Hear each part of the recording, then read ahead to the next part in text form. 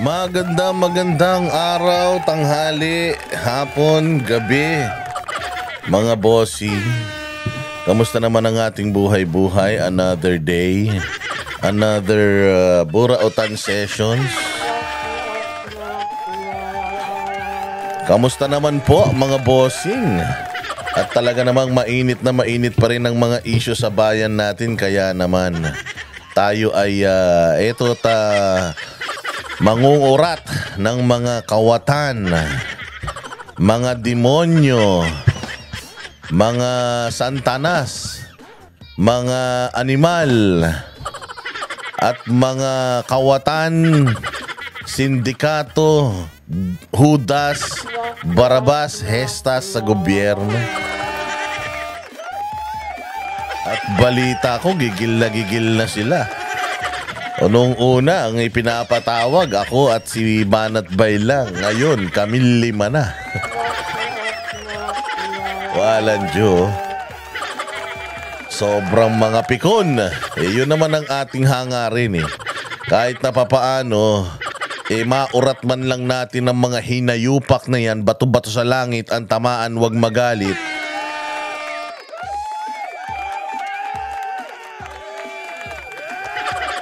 Pero syempre, bago ang lahat, binabati ko muna lahat ng mga nanonood na Banateros worldwide sa USA, Canada at buong North America. Magandang araw sa inyo. Magandang araw din sa mga nanonood sa Europa and Middle East.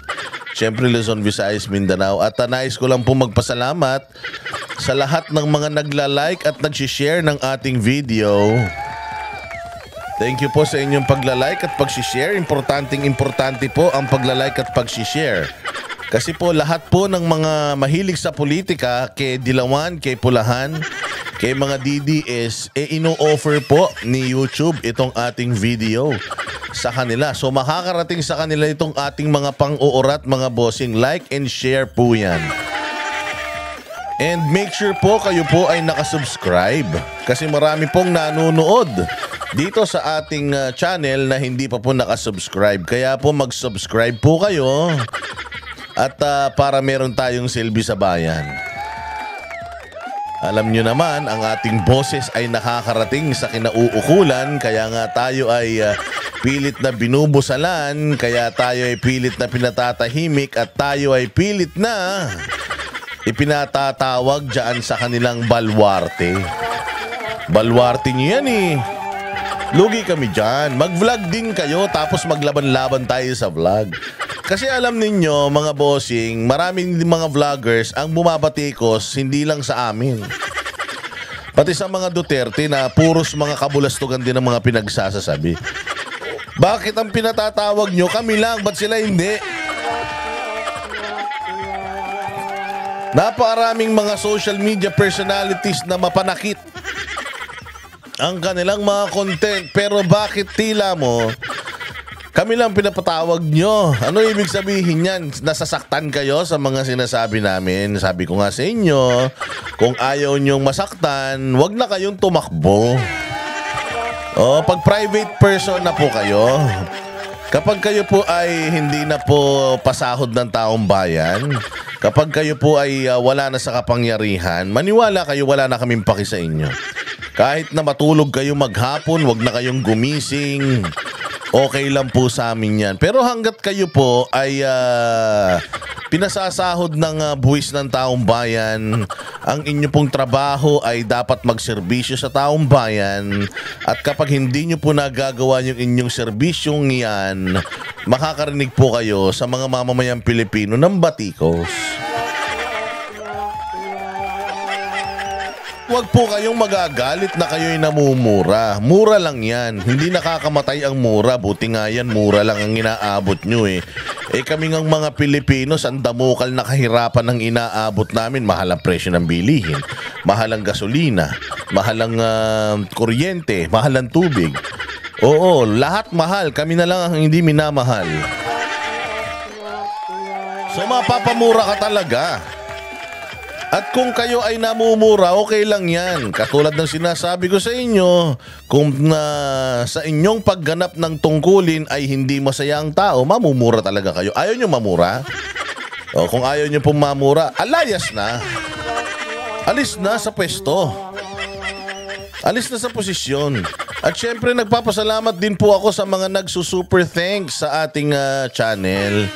Yun pong nagbibigay ng konting appreciation, monetary, yung mga pakulay dito sa ating mga uploaded videos. Maraming salamat po sa inyo.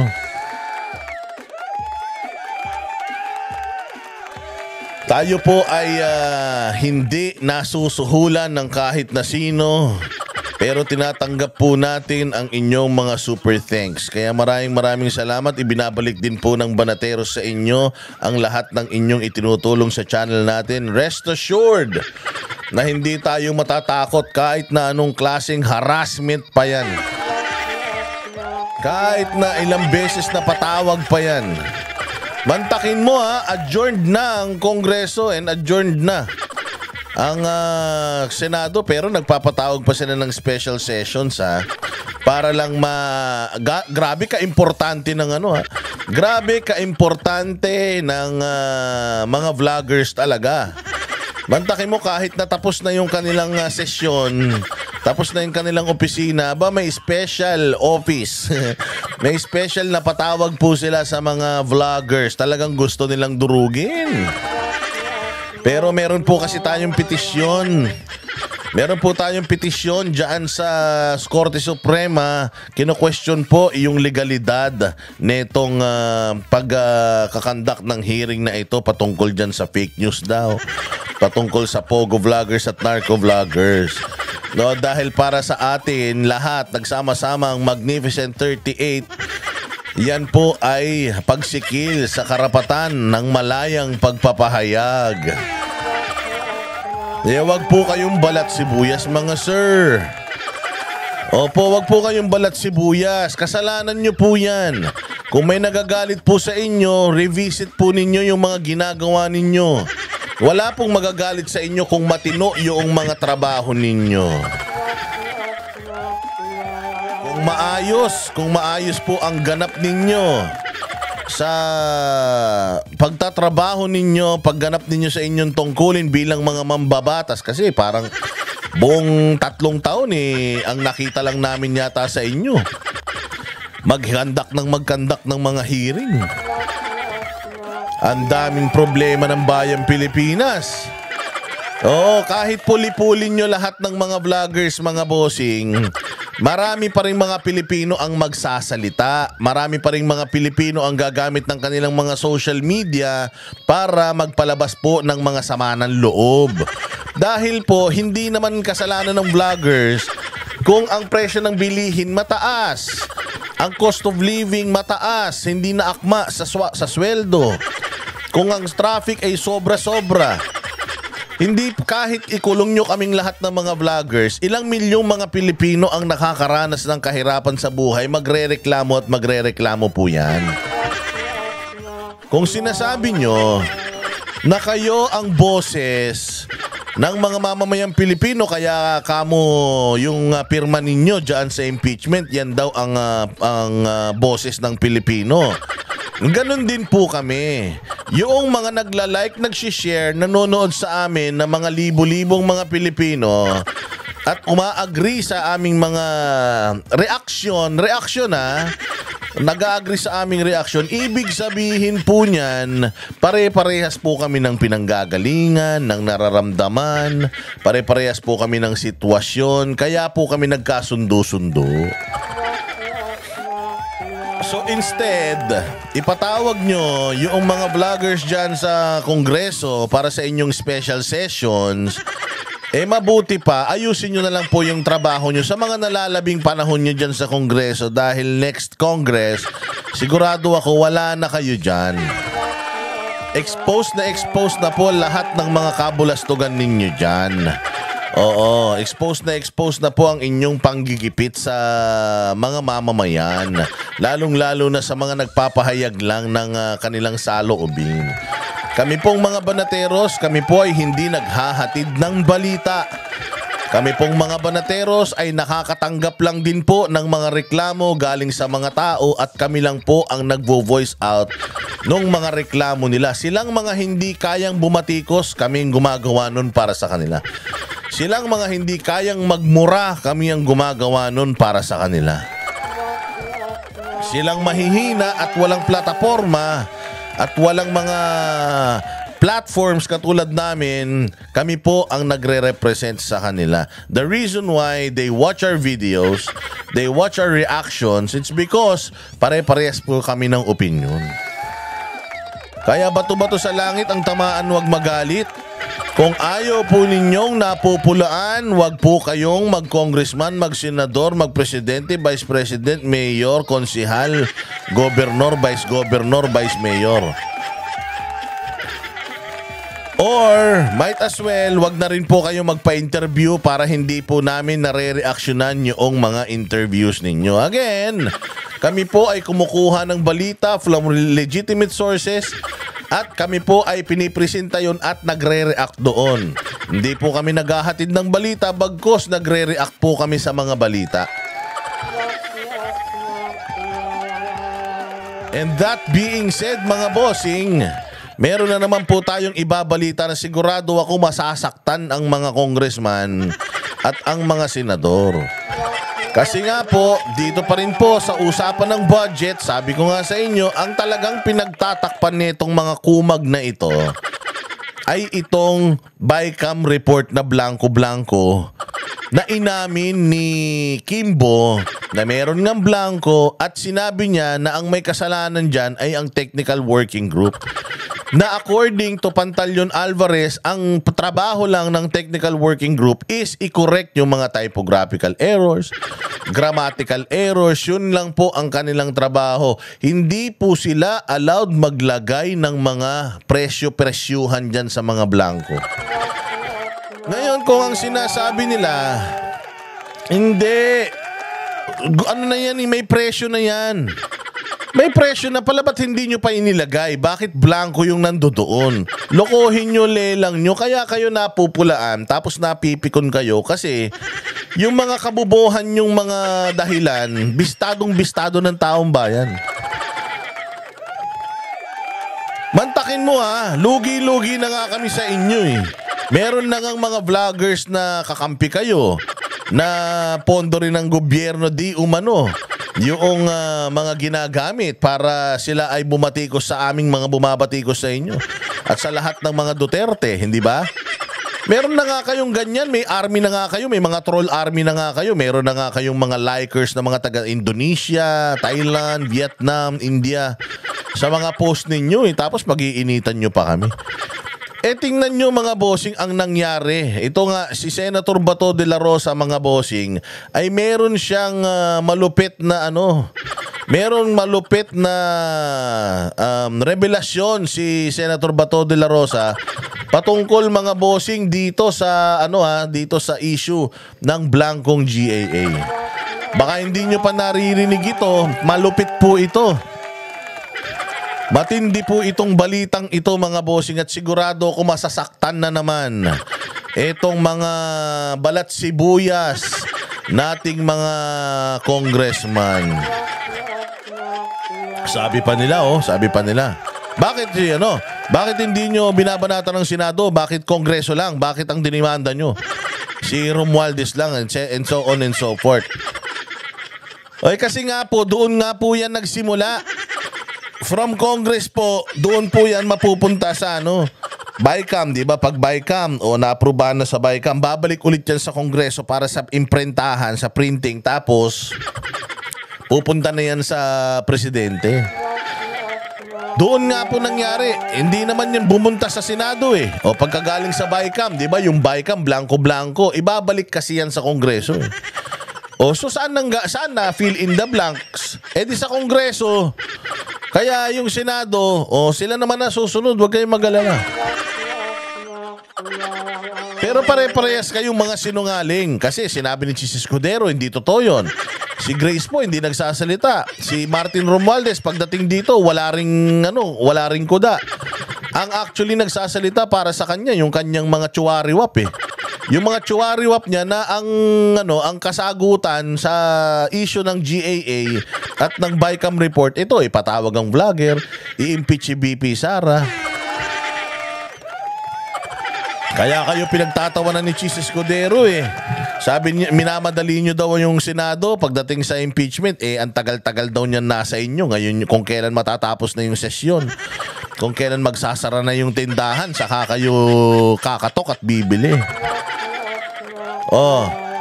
So dito sa video na to, marami kayong malalaman kung papaano at kung ano talaga ang katotohanan dyan sa hinayupak na BICAM report na yan, na may mga nagsasabi, di ba, sabi nitong mga kumag, si Larissa Ontiveros, hindi daw totoo yan. Sabi nila Villanueva, tsaka ni Gatchalian, hindi daw totoo yan. Sabi naman sa Congress, nakita daw yan ng Makabayan Black, ni Franz Castro, at tsaka nito ni Raul. At si Kimbo, inamin din na meron. So, ano ba talaga? Kaya nga, pinakamagandang, pinakamaganda dyan is talagang isampa na sa kinauukulan. And, yung mga nakakaalam ay dapat na magsalita na tungkol dito. Kasi si Senator Bato at saka si Amy, sila yung nagsasabi na talagang meron eh.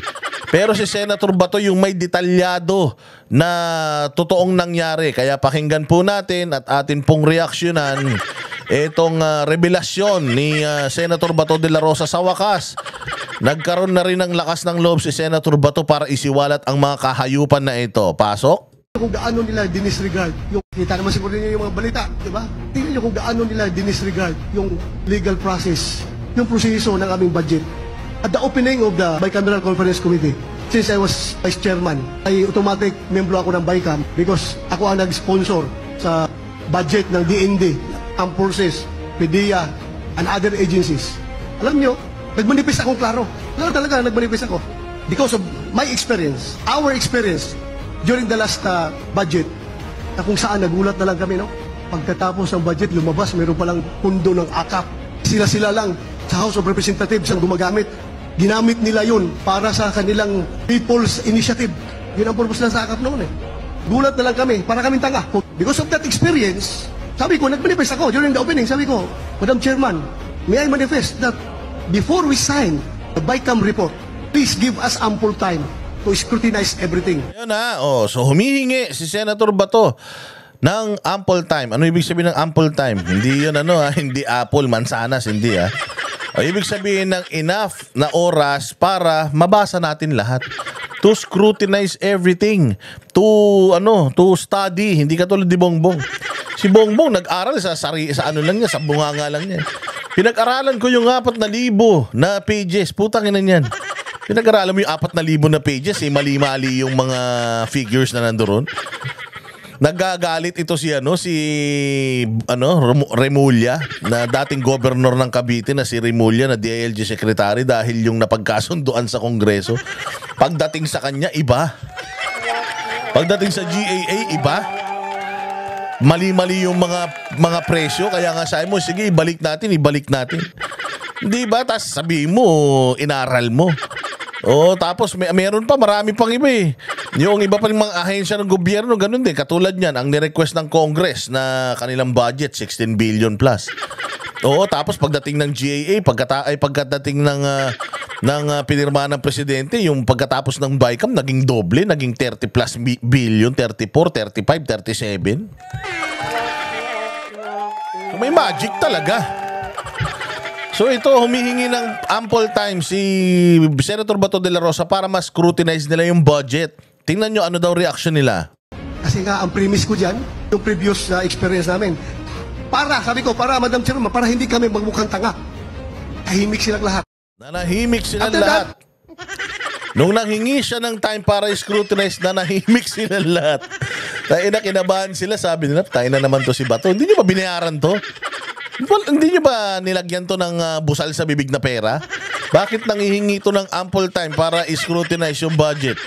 Which is yun naman talaga yung dapat na gawin, mga bossing eh. O anong nangyari pagkatapos niyan, Senator Bato de la Rosa? Sila na nag-usap. Malik kami for the second and last meeting ng BICAM. Diretso na, pinapapirma na kami ng... Tayo na. Nanghingi siya ng ample time na nahimik sila na nag-usap-usap. Pagbalik, pinapipirma na siya. Tinan nyo gaano katarantado yan. Putang ina yan. Tingnan nyo gaano kahayop, ka-animal etong mga kumag na ito. Nakasama na nila sa trabaho, gustong magtrabaho ng maayos, scrutinize yung budget, pucha, hindi nila ginawa, hindi nila binigay, hindi nila binigyan ng oras, tapos papipirmahin nyo na lang. Tangin ng mga scammer. Maling-mali po yan. Maling-mali po yan kasi pera ng taong bayan yan. Dito palang malalaman mo na may magic. O ano pa yon? Ano pang mga revelasyon, Senator Bato? Bycam report, pinapapirma. Sabi ko, hindi ko pa nga nabasa yung Bycam report, papirmahin na niyo ako. Wala akong magawa, iisa lang ako eh. Lahat sila, yung iba nandun, pumirma. Sakit nun. Wala akong magagawa, iisa lang ako. Gustuhin ko man, wala akong magagawa. Hindi na lang ako pumirma. Nag-walk out na lang ako. Imagine mo ganito ang sitwasyon sa atin. Putangin na, kahit may isang taong matino kung lahat satanas, walang magagawa yung taong matino. Parang yung taong matino pa yung outcast. Kaya nga sabi ko sa inyo, importante talaga na mailagay natin yung mga kandidato ni Pangulong Duterte dyan sa Senado para hindi na mangyari to. Para hindi na ganito. Na walang kapangyarihan yung mga matitino, yung mga demonyo, sila ang namamayani. Kaya kailangan talaga manalo yung PDP laban, si Marcoleta, si Vic Rodriguez, si Pastor Apollo Quiboloy at sila Jimmy Bondoc, Bato, si Bongo at lahat ng PDP laban. Para meron tayo talagang safeguard, check and balances. Kasi ang hirap na yung presidente, kasapakat yung Congress, tapos yung Congress, kasapakat din yung Senado. Utangin na kawawa ang bayang Pilipinas. Kita nyo, ilang taon na, 3 taon na mga bossing, wala pa tayong nakikita. May bagong ospital, wala. May bagong kalsada, wala. May bagong mga infrastruktura, wala. Nadagdagan ba yung mga toll gate sa sa norte dati nung panahon ni Gloria at saka ni Pinoy, pati ni ni PRRD, ang dami na yung T-Flex hanggang hanggang La Union na. Ngayon nadagdagan? Wala. Lahat nagtaas. Taas ang presyo ng tollgate. Taas ang tollgate. Taas ang south sa tollgate sa south. Taas ang karne, gulay. Taas ang presyo ng bigas. Lahat tumaas. Hayop na yan. Masaya pa rin kayo? Ito yung reason ba't kami kuda ng kuda dito. Kasi sa dami ng pera ng Pilipinas, alam mo ang nakakainis dito, ang total insertions daw, according to Pantaleon Alvarez, 246 billion. Napakadaming pera ng Pilipinas, mga bossing, kung ilalagay lang natin sa maayos, hindi sa ayuda. Palagay ko naman, makikipag-compete tayo sa Singapore, Malaysia, sa Cambodia. Kayang-kaya natin eh. Ang problema, magnanakaw ang mga putang inang mga nasa gobyerno eh. Kaya ngayon, itong bayan natin, paatras, hindi pa abante. Paatras talaga mga bossing. Meron tayong makabagong tren? Wala. Meron tayong makabagong transportation na maaasahan, mass transport? Wala. Ang airport natin, gumaganda, dumadami? Wala. Yung mga tourist spots natin, napopromote? Hindi. Yung mga masasamang loob sa mga tourist spots, nasasawata? Wala. Itong mga droga, nasan na? Nawala na? Hindi. Dumami. Yan ang problema ng bayan natin. Yan yung dapat na focus natin. Dapat ikaw bilang isang mambabatas, yun ang gusto mong mangyari sa Pilipinas. At may vision ka sa Pilipinas, hindi yung... Sa ibang bansa, talagang grabe, pinopromote ang malayang pagpapahayag. Dito sa atin, sinisikil. Saan ka naman? Ano pa? Ano pang ginawa ni Senator Bato de la Rosa? Ginawa ko, nag-book out ako. Tumayo ako, umalis ako. Hindi ko ano ang pinagsasaksak nila sa budget. So ito na nga, lumabas na. Umaga, nagpirma kami sa Bycam report. Nagpirma sila sa Bycam report. Pagkahapon, lumabas yung Bycam report, yung soft copy. Pinadala sa mga opisina namin. At doon, nakita ko talaga na may mga blanco. O yun, kita mo? So nung pinadala na sa kanila, may blanco. Ganon din ang nangyari kay Ungab. Ini-email yan kasi ini-email sa kanila eh. Nung nakita ni Ungab, shit, bakit may mga blanco? Tapos, bakit pirmado? Bakit, ano nangyari? Kaya naghahanap ngayon si Ungab ng lista, asan na yung printed na GAA? Yung pinirmahan ng presidente, kasi ikukumpara niya, may blanco, titingnan niya kung magkano. Doon sa GAA, yung mga blanco. Yun ang problema dito. Nakita rin ni Bato yun. So, klarong-klaro na talagang may mga blanco. Bakit dinideny nyo? Bakit hindi masagot ng mga congressman ng maayos yan? Ayan, si Chua kahapon nagpa-presscon tungkol dyan. Sinasabi nila na yung pagsasampa ng kaso kay Romualdez, politika lang. Anong politika? Pera ng taong bayan yan. Pera ng taong bayan yung pinag-uusapan natin dito. Walang politika dito. Pera ng taong bayan ito. Merong expose nagsasabi na may anomalya rito. Dapat lahat tayo concerned. Ang problema kayo, dumidepensa kagad eh. Bakit nyo dinidepensahan? Bakit nyo kinakasuhan si VP Sara ng pangungulimbat samantalang kayo dinidepensahan ninyo yung mga nakikita ng mga sarili nyo rin naman ng mga Pilipino na pangungulimbat dyan sa opisina nyo? Dapat kinukundinan nyo yan. Dapat nga kayo nagpapaimbestiga dyan eh. Dapat nga kayo ang humahanap ng sagot eh. Kasi wala kayong mahanap na sagot sa mga vloggers. Kahit ipakulong nyo lahat ng vloggers, ganun pa rin. Yung GAA na yan, depektibo pa din. Hindi yan masosolve ng inyong pananakot sa mga vloggers. Kasi pag nawala kami, mayroong papalit sa amin, maniwala kayo. Kahit ipakulong nyo kami lahat, somebody, someone, somewhere will emerge and will criticize you. Dahil nga mali yung ginagawa nyo eh. Pero kung tama ang ginagawa ninyo, okay lang yan. Wala kayong maririnig sa mga vloggers. Tingnan nyo kay Duterte. Wala tayong naririnig kay Duterte. Di naman nagagalit si Duterte. Di naman siya nagdedemanda kahit na kasi ang kanya, alam niya sa sarili niya, maayos yung trabaho niya. Diretso ba to? Mga amounts doon sa pundo ng Department of Agriculture.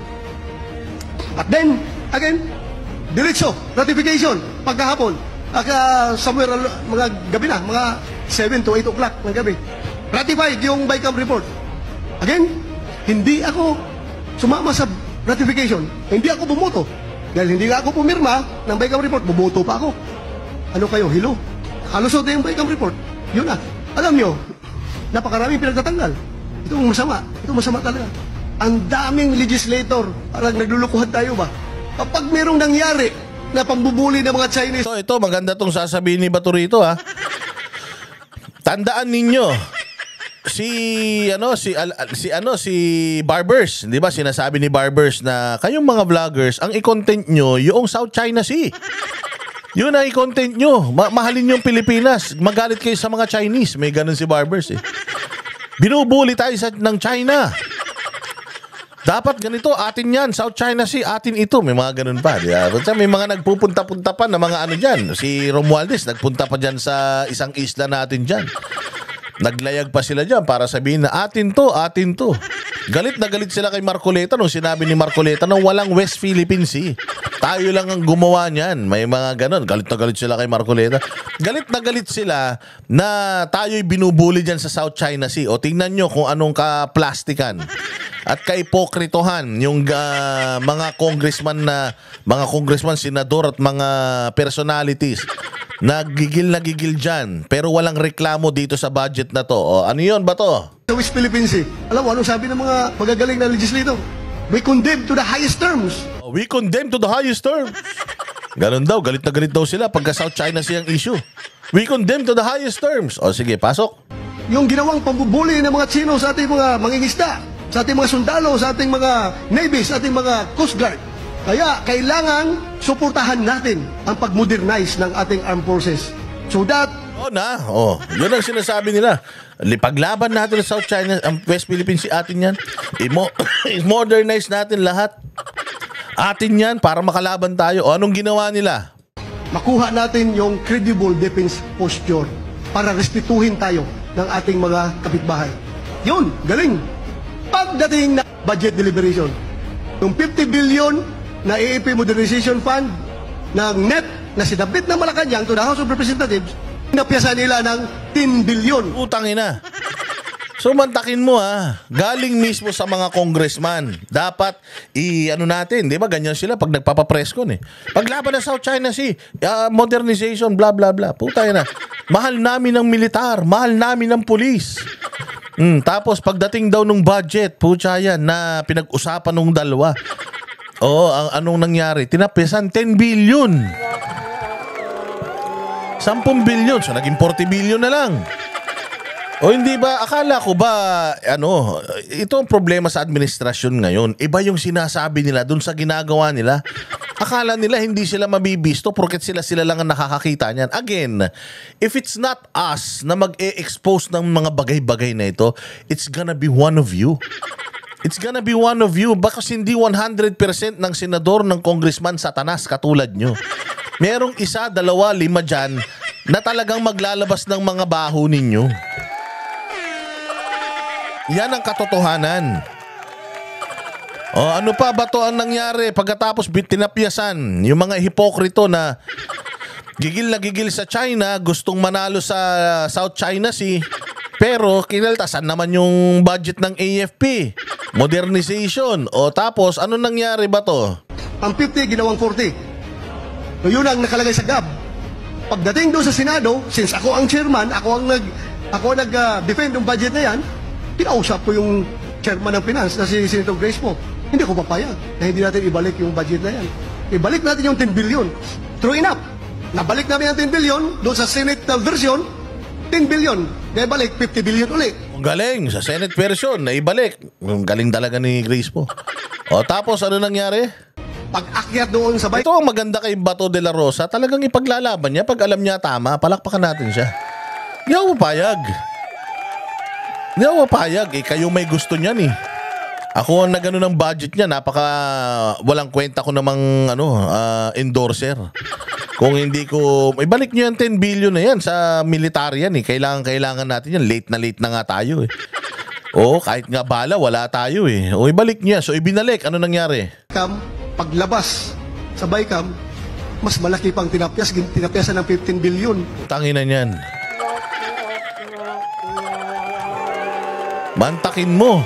From 10 billion, pagbalik sa BICAM, putya, natapyasan pa ng 15 billion. At pinirmahan to ni Marcos. Akala ko Marcos ni-review mo. Akala ko Marcos, galit na galit ka sa mga Chinese dyan sa South China Sea pang bubuli sa atin. Eh bakit yung budget na 50 billion, ginawa mo na lang 35 billion? Di ba dapat nga tinaasan mo pa yan eh kung talagang mahal mo militar eh. Anong ginagawa nyo? Tapos ngayon nagagalit kayo kapag kasinisita kayo. Eh putang ina, itong mga kabulastugan na to. Malalaman ba namin to kung di rin dahil sa inyo? Kayo rin naman na naglalabasan ng mga baho ninyo, nire-reactionan lang namin tapos papatawag nyo kami. O yun, nakakalungkot. Iba ang sinasabi, iba ang ginagawa. Kaya kayong lahat nandito, please educate our voters. Aside from campaigning for us, lahat na dito sa screen, ating mga kandidato, aside from campaigning for us, also please educate our voters to use their vote wisely. Bantayan ninyo yung mga politiko na ganyan. Ibang sinasabi, ibang ginagawa. Niluluko lang tayo. May mga politiko dyan, bantayan ninyo. Bantayan ninyo yung mga tao na yan. Yan, napakaganda. Napakaganda nitong statement na to ni Senator Bato de la Rosa na bantayan ninyo yung ating mga boto, bantayan ninyo yung ating mga kumakandidato at yung ating mga ibinoboto. Kasi at the end of the day, tayo ang nagbibigay ng kapangyarihan para mangulimbat, para gumawa ng masama sa bayan, itong mga hinahalal natin. Kaya kailangan mamili tayo kung sino yung mga karapat-dapat na hinahalal natin. Dapat ang ilalagay natin sa posisyon yung talagang may pagmamahal sa Pilipino at sa Pilipinas.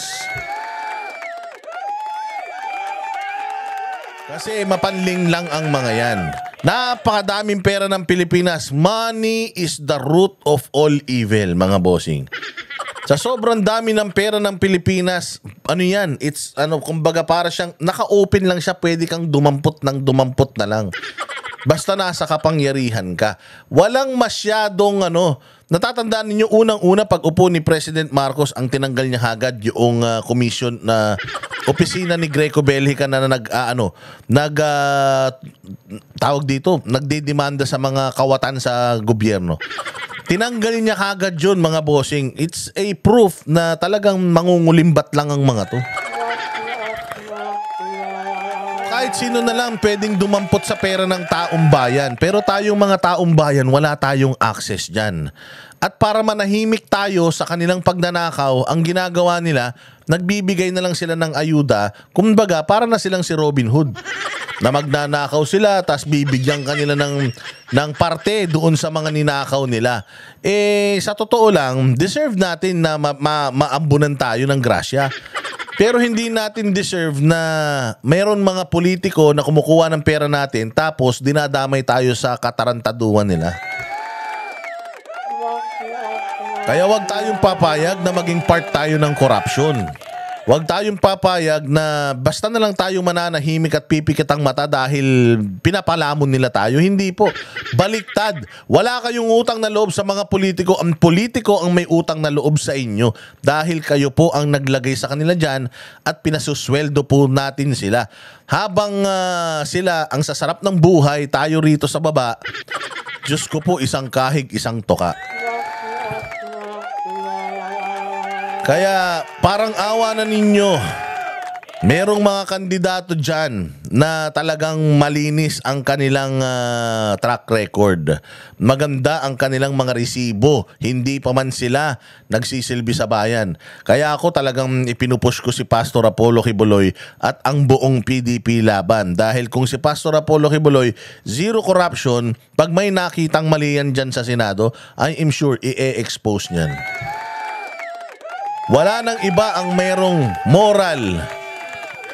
good moral ascendancy kung hindi si Pastor Apollo Quiboloy at ang PDP laban. Alam natin na si PRD hindi yan siya mag-i-endorso ng mga kandidato na mga magnanakaw.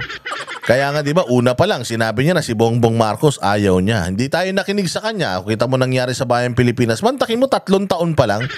Ganito na hirap ng buhay natin. What more kung another 3 years, hindi ba? Tapos hawak niya ang Senate at ang Congress for another 3 years. Papayag ba kayo nun? Papayag ba kayo na si Inday Sara gusto natin na magtrabaho para sa atin, pinili natin na magtrabaho para sa atin, papatanggal na lang nila? Huwag tayong pumayag mga bossing. Okay, so maraming salamat sa inyong pagtangkilik sa ating vlog. Pag hindi na tayo nakapag-vlog, ibig sabihin na ipakulong na tayo ng Congress. Okay lang makulong basta para sa Pilipinas, para sa taong bayan at para sa ipinaglalaban. Pilit mo man kaming patahimikin. Hindi mo kayang sikilin ang aming prinsipyo at ang aming kalayaan sa pagpapahayag kahit nasan kami. Nasa loob kami ng kulungan, nasa ilalim ng tubig, nasa eroplano. Kami po ay maglalabas ng aming mga reaksyon na aayon sa aming prinsipyo. Maraming salamat mga banateros. Mabuhay kayo, samantalahin ninyo na kami nakakapag-content pa. Kami nakakapag-content pa bago kami ma-contempt. Maraming salamat. Mabuhay. Mag-like and subscribe and share. At importante po ang pagla-like at share mga bossing. Okay, see you again next vlog. Yan ang